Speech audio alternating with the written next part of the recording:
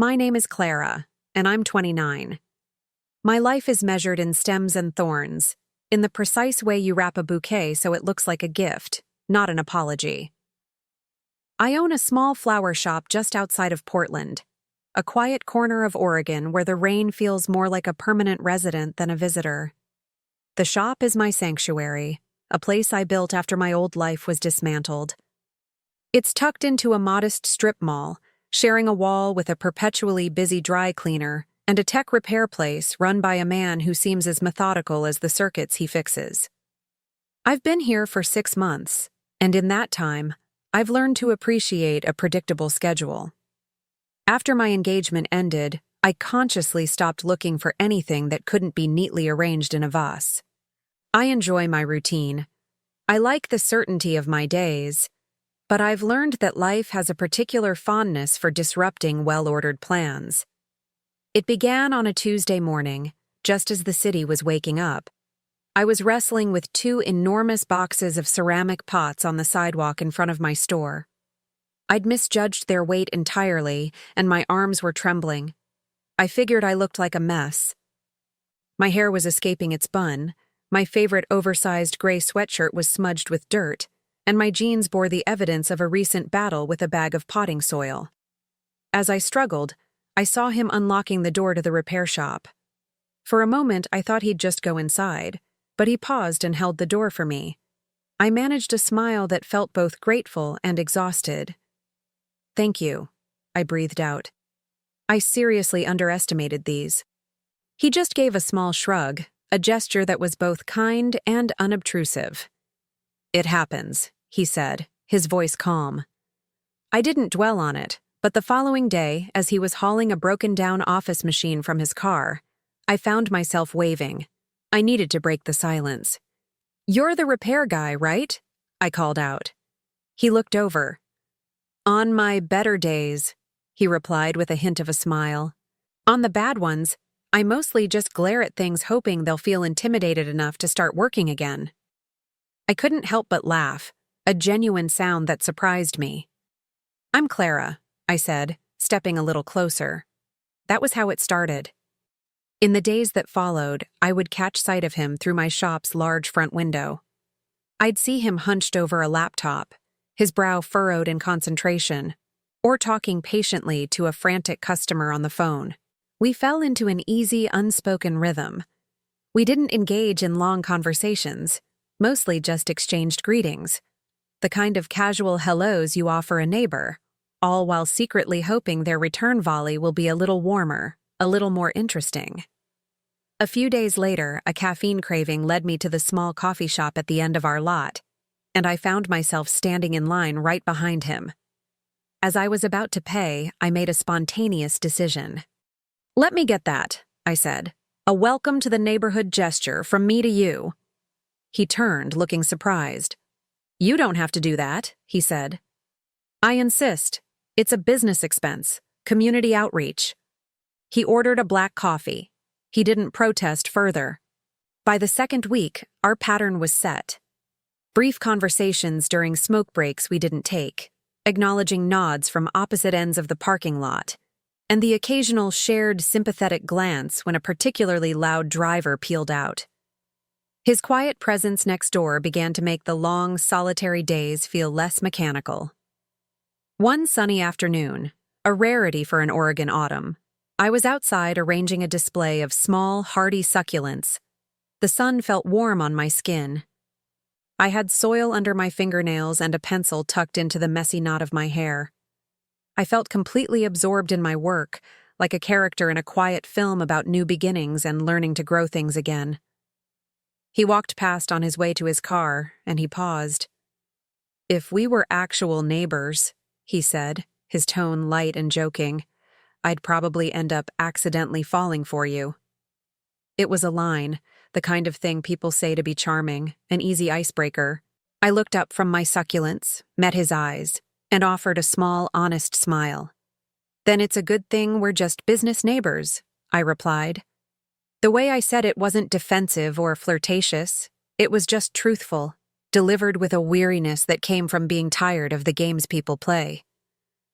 And perhaps I was.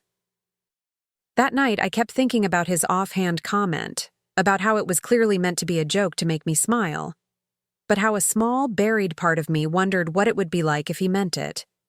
That was the part I didn't know what to do with. I saw him again the next morning. I was having a rough day and had taken my coffee and muffin outside, sitting on the cold concrete curb behind my shop. I had my earbuds in, trying to shrink into myself, to disappear for a few minutes before facing a day of cheerful customers. I saw him walk by, carrying a silver laptop under one arm.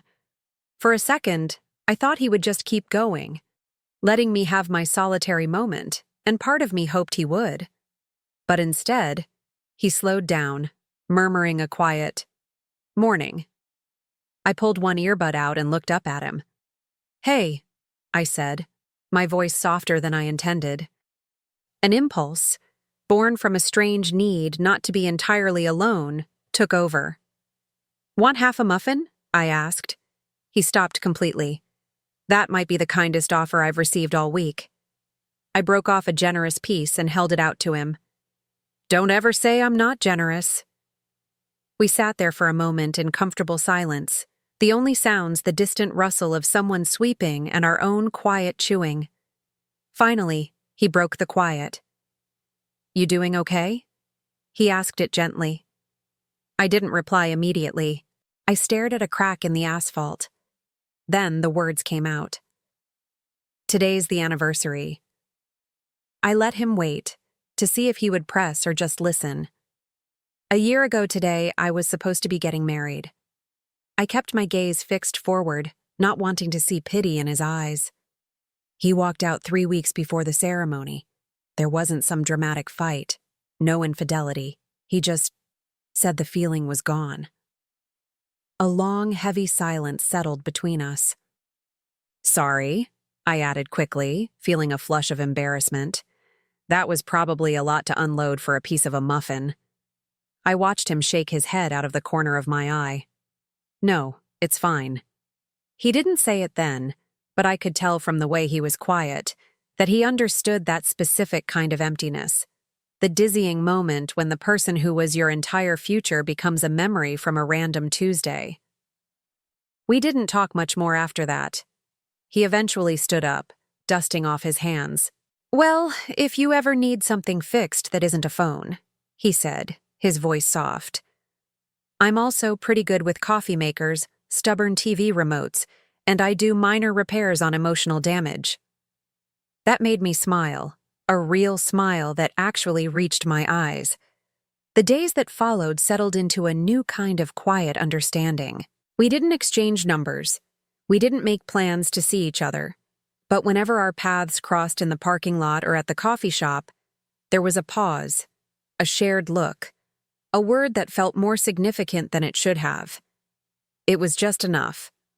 One evening, I was closing up my own shop late when I noticed the light in his was still on. I was reorganizing a shelf of vases, a task I'd been putting off for weeks. On a whim, I remembered the extra pasta I'd made. I packed it into a container, my heart beating a little faster than usual. I walked across the dark, damp parking lot and knocked on his glass door. He looked up, surprised. I held up the container. "I made way too much pasta," I said, trying to sound casual.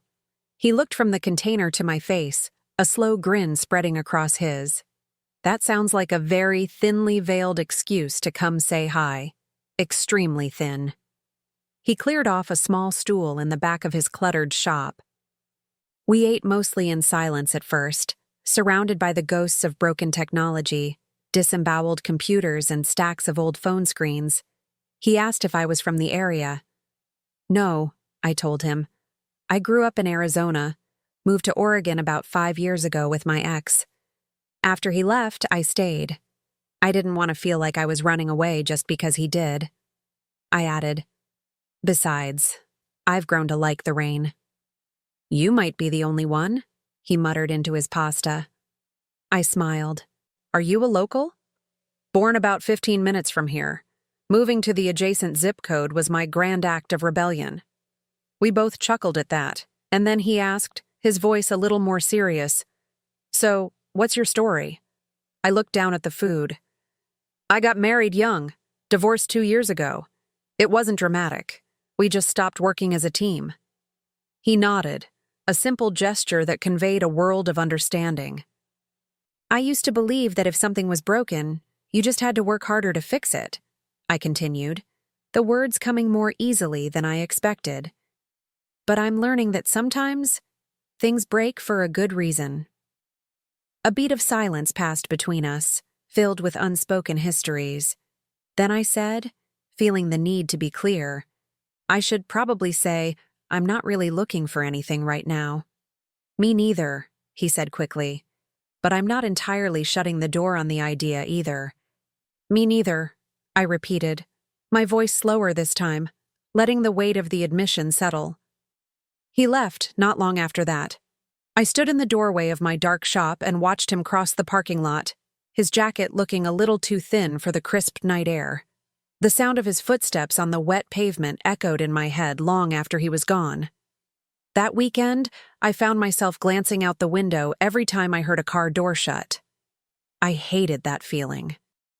I wasn't that person, the one who waits by the window for someone they barely know. But there was something about Leo that felt unsettlingly familiar, in a way I couldn't quite articulate. I finally saw him again on Sunday afternoon. I was outside, trying to tape a sign for a succulent sale to my front window, the tape refusing to stick to the cold glass. He came over, his hands in his pockets. Need a hand with that? He offered. You don't have to, I said, though I was grateful. I know. Just figured I'd offer. After a moment of us working together to steady the sign, I asked, Do you make a habit of helping all the new flower shop owners with their signage? He smiled. Only the ones who share their muffins and their entire life story before 9 in the morning. I laughed, and I swear, for a brief moment, he looked at me not just as the woman from the shop next door, but as something more solid, more real. We finished with the sign and then just stood there on the sidewalk. The silence wasn't awkward. It was full, charged with a sense of unspoken things shifting between us. I turned to him, the words leaving my mouth before I could stop them. Do you ever feel like you're deliberately keeping your distance from something good, just because you're terrified of what it might mean if you got closer? He looked directly at me, his gaze steady. He didn't say anything, just gave a slow, small nod, then a faint smile, and went back into his shop. I remained outside for another minute, my hands shoved in my pockets, thinking, maybe some people don't enter your life like a firework display. Maybe they just pull up a chair and sit with you so quietly that you don't notice they're there until you realize you don't want them to leave. It was a Thursday in late September, one of those days caught between the lingering warmth of summer and the crisp bite of autumn. The kind of day that makes you unsure if you need a jacket or just a good excuse to linger outside. Leo and I had reached an unspoken agreement to maintain our comfortable distance. We didn't text. We didn't make plans. We just seemed to exist in the same orbit, crossing paths more frequently than chance could reasonably explain. That week, a mutual acquaintance, Maya, the perpetually cheerful barista from our favorite coffee spot, had managed to guilt us both into volunteering for a local charity drive. It involved sorting donations, which meant stacking boxes and folding an endless mountain of other people's discarded clothes. We both agreed, because arguing seemed like more effort than simply showing up. And so we found ourselves in a cavernous warehouse on the industrial side of town, the hum of fluorescent lights a constant buzz overhead, folding jeans into neat piles and trying our best not to speculate on the origin of the various mysterious stains we encountered. Leo was working across a long folding table from me. His hair was a little messy, his sleeves were rolled up to his elbows, and he wore a look of intense concentration. He seemed calm, as if the mindless, repetitive task was a welcome distraction from whatever thoughts usually occupied his mind. We kept the conversation light at first, focusing on the work, how many boxes were left to sort, whether we had earned a break yet, the strange nostalgia of seeing so many clothes from the early 2000s. At one point, someone handed me a dated, slightly yellowed wedding dress. I held it up, a wry smirk on my face. "Well, I guess this one didn't quite work out," I said, my voice laced with a humor that felt a bit thin. He laughed. "Someone's dream just got donated to charity." We continued folding. Someone put on some music, a low-volume classic rock station. Landslide by Fleetwood Mac came on, a song that always managed to find the cracks in my carefully constructed emotional walls. As the afternoon wore on, the crowd of volunteers began to thin out. People left for other commitments, took long phone calls, or simply vanished toward the snack table. Before I knew it was just the two of us at the table, folding a pile of jackets, standing side by side with an ease that felt like we'd been doing this for years. I leaned back against the edge of the table, stretching my aching back and letting out a quiet sigh. "I am officially sick of touching other people's clothes," I declared. "That was quick," he replied without looking up. "You held out longer than I did." I looked over at him. A slow, genuine smile began to spread across his face, and I don't know what came over me. Maybe it was the dim lighting, or the quiet intimacy of the nearly empty warehouse, or the way a stray piece of his hair fell across his forehead. But he said it. He joked, his voice light. "Imagine us as a couple. It would be a total catastrophe." He said it with his usual casualness, as if the joke was a shield for the part of him that was actually curious. But I didn't laugh. I didn't look away. I just stood there, looking directly at him. Then I tilted my head, and the smallest, most fragile smile I think I've ever managed appeared on my face. It felt both sad and warm. "I do," I said, my voice barely a whisper. "A lot." Then I immediately turned, grabbed a heavy box of coats, and walked toward the back of the warehouse. There was no dramatic pause, no soaring music, no last meaningful glance over my shoulder. Just a woman who had let something true slip out and was now walking away before the man she'd said it to could ruin it with more words. I left him standing there like an idiot, still holding a half-folded jacket, his arms frozen mid-motion, his brain probably struggling to catch up to what his ears had just registered. I do a lot. I replayed the moment in my head, my tone, the timing, the way I didn't wait for his reaction. I wasn't asking for anything in return. I was just stating a truth that had been living inside me, unacknowledged, for weeks. We didn't speak again for the rest of the afternoon.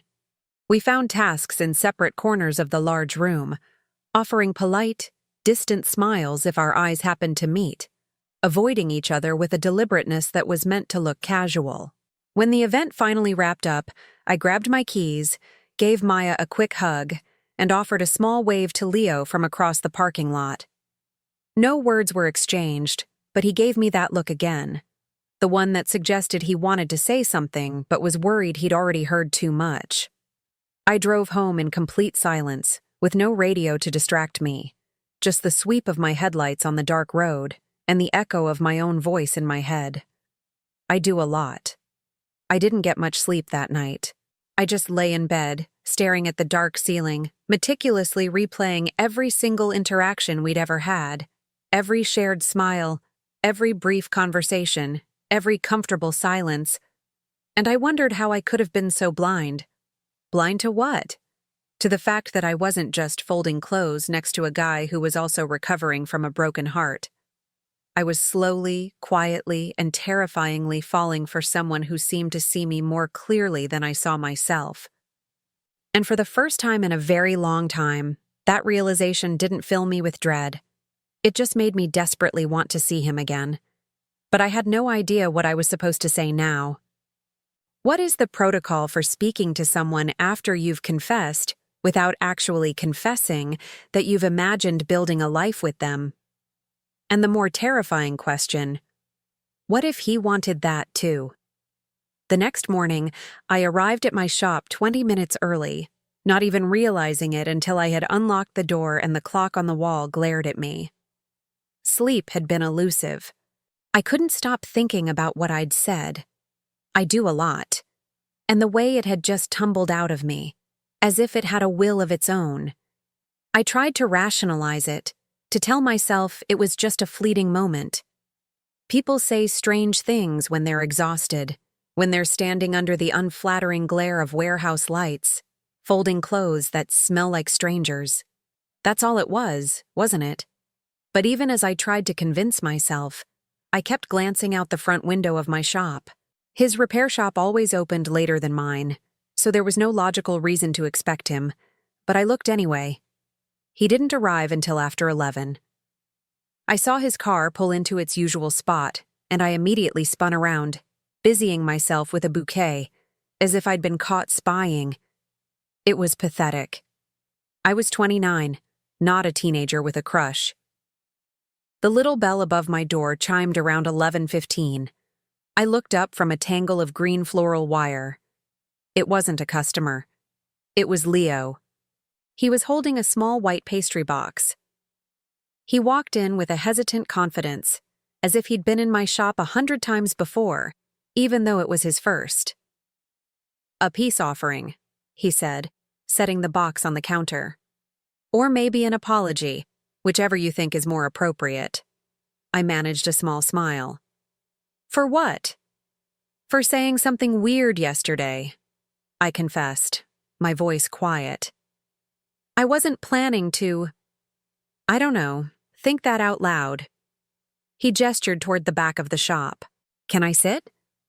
I nodded and led him to the tall stool I kept by my workbench, the one I used for intricate wiring work. He sat on it, his hand still resting on the box, avoiding my eyes. "I'm not entirely sure what that moment was," I said, breaking the silence. "Maybe I was just tired. Or maybe I actually meant it. In any case, I'm sure it caught you by surprise." He leaned against the wall, crossing his arms over his chest, trying to project a coolness I could tell he didn't feel. "Yeah," he admitted. "It did. But not in a bad way." His words made me look up at him. "It just got me thinking," he added, and then he paused, as if he were carefully choosing his next words to avoid sounding like he'd been up all night obsessing, even though I suspected he had. "About how we started talking," he finally said, "and how strange it is that it's been so easy. I don't know your favorite color or your middle name, but I know that the pitch of your voice changes when you're talking to an elderly woman buying lilies for a funeral. I know you tap your coffee cup twice with your fingernail when you're lost in thought, and I know that you never, ever eat the last bite of anything you're eating." I felt a soft smile spread across my face. "That's incredibly observant." A quiet settled between us. Not the awkward kind, but a heavy, meaningful silence. He opened the box. Inside was a single perfect slice of rich chocolate cake. "This is my peace offering," he said, "because I figure if we're going to start saying things we don't mean to say, we should probably be doing it with something sweet." I let out a laugh that was more relief than amusement. He broke off a piece with the plastic fork that came with it and handed it to me. I took it.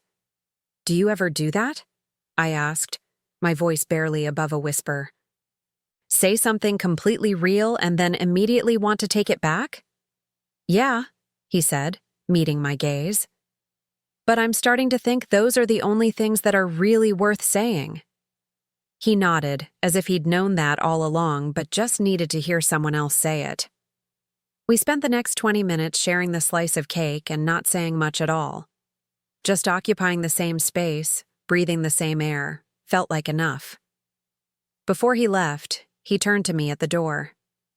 "I don't want things to get weird between us," I said, the words rushing out. "Me neither," he replied. "And I don't think they are. I think they're just changing." I liked the way he said that.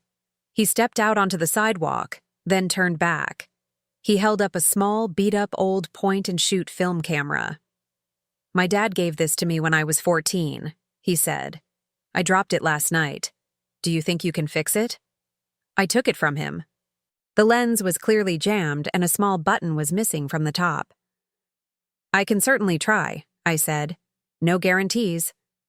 "Good," he replied with a small smile, "because I'm not so sure I want guarantees anymore." He left after that. No hug, no dramatic farewell, just him walking back across the parking lot, leaving me with his broken camera and about a dozen more questions than I had started the day with. That night, I sat at my workbench long after I'd locked up, the scent of flowers replaced by the faint metallic smell of old electronics. I carefully disassembled his camera, piece by tiny piece. I wasn't sure why I felt such a strong urge to fix this particular object, but I suspected it wasn't really about the camera at all. It was about the act of creation, of taking something that was broken and patiently, meticulously, putting it back together. It was something slow and intentional, something you couldn't rush. I found the tiny button I would need to reattach and thought, maybe this is how we're supposed to happen. Not in a sudden flash, but one carefully placed piece at a time. A week went by. Once I had the camera fixed, I didn't rush to return it. I could have finished the job in a day, maybe two, but something made me want to draw it out. Not because the repair was difficult, but because holding on to it gave me a reason to keep thinking about him. Leo didn't text, and he didn't stop by my shop, but he didn't vanish either. I saw him nearly every day through my front window, watering his own small potted plant, moving displays of refurbished phones, laughing with his customers. The only thing that had changed was the way we looked at each other when our eyes inevitably met across the parking lot. We weren't strangers anymore, not even just friends. We were two people who had finally said something they couldn't unsay. On Friday, just as I was getting ready to close, he walked over to my shop, holding the camera in a small paper bag. I looked up the moment the bell on my door chimed, and my entire body relaxed, as if I had been unconsciously waiting for this exact moment all week. "Hey," he said softly. "Hey." He handed me the bag. I opened it, pulled out the camera, and held it as if it were a sacred artifact. "You fixed it?" I asked, my voice filled with genuine awe. "Yeah," he said. "The lens moves. The shutter works. You'll have to track down some film for it, but it's officially back among the living." I turned it over and over in my hands, my touch gentle, almost afraid I might break it again. "Thank you," I said quietly. A long, significant pause hung in the air between us. Then I looked up at him, my gaze unwavering. "So, what happens now?" I asked, my voice steady. "Do we just go back to folding boxes and pretending we don't think about each other?" He didn't respond right away. He took a breath, and I knew he had been thinking about this question all week too. "No," he said finally. "I don't want to go back to pretending." His eyes never left mine. I stood perfectly still. "I don't either," I confessed. There was a palpable shift in the room, as if some invisible weight we had both been carrying had finally been set down. I stepped out from behind the safety of my counter and stood directly in front of him. "You should know I'm not looking for some kind of whirlwind romance," I said, needing to be completely honest. "I'm not 22 anymore. I don't need fireworks. But I do need something real. I need quiet. I need steady." He nodded slowly. "I'm not trying to rush anything," he said. "I just want to be wherever you are, whatever that ends up looking like." I smiled then, a full, unburdened smile, the kind that made me feel like he had just said something my soul had been waiting to hear, even if I hadn't known it. I glanced down at the camera in my hands, then back up at him. "Still imagining us together?" I asked, my voice teasing but tender. He smiled back. "No," he said. "Now I'm just living it." I didn't say anything else. I just stepped forward and wrapped my arms around his neck, and it felt like the most natural, instinctual thing I had ever done. I felt him hold me back, fully and completely, without any jokes or second-guessing or the familiar fear of waiting for the ground to crumble beneath my feet. For the first time, nothing felt temporary. Nothing needed to be guarded by layers of sarcasm or polite small talk. It just was. We spent the rest of that evening walking through the quiet neighborhood streets, with no destination in mind, just talking, truly talking, for the very first time, without any filters. We talked about our lives, our pasts, the things that scared us, and the things we secretly hoped for. Then, without any ceremony or overthinking, I asked, "Do you want to come over tomorrow, just to hang out?" There were no hidden expectations in my voice. He said yes. The next day bled into the next week, and that week turned into a month. There was nothing explosive about it. It was built of quiet breakfasts, comfortable movie nights on my worn-out sofa, and long walks around the block. He'd bring me leftover flowers that were too wilted to sell, and I'd fix some gadget for him he hadn't even asked me to look at. We never put a label on it. We didn't rush toward a finish line, but we both knew, with a certainty that was both calming and exhilarating, exactly what it was. 3 months later, he kissed me right in the middle of my shop while I was trying to fix a customer's sad-looking fiddle leaf fig. He pulled away and said, "Just so you're aware, I'm not going anywhere." And I replied, "Good." I had stopped just imagining us a long time ago. So that's how it ended, or more accurately, how it finally, truly began. No grand drama, no tragic goodbyes, no unexpected twists. Just two people who stopped hiding behind the wreckage of their old stories long enough to start writing a new one. Together. No more jokes, no more waiting. Just him and me. Exactly where we were always meant to be.